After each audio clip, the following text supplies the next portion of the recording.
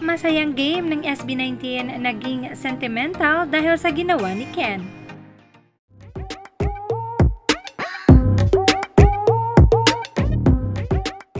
Kung nagsimula sa mga nakakatawang trivias na ibinahagi ng Mahalima para sa game nila para sa TM, ay bigla namang naging seryoso at sentimental ito pagkabalik kay Ken.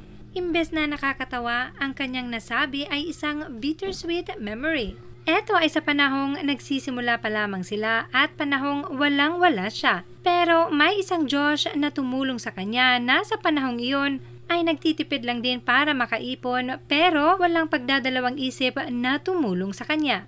This only means that Ken always keep these memories in his heart. No wonder SB19 remains humble dahil hinding-hindi nila kinakalimutan ang kanilang pinagmulan. Watch this. I'm passing this phone to someone na... Yung mga joke niya wala talaga eh. Grabe, nakakatawa ka talaga ako.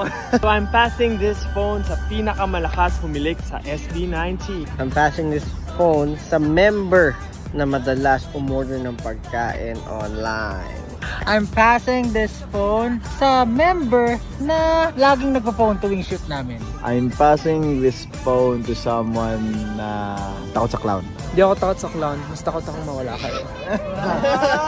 I'm passing this phone to someone na nanlibre sa akin ng pamasahe ko dati, siya pangkain. I'm passing this phone to someone na nanlibre sa akin ng pamasahe ko dati, siya pangkain.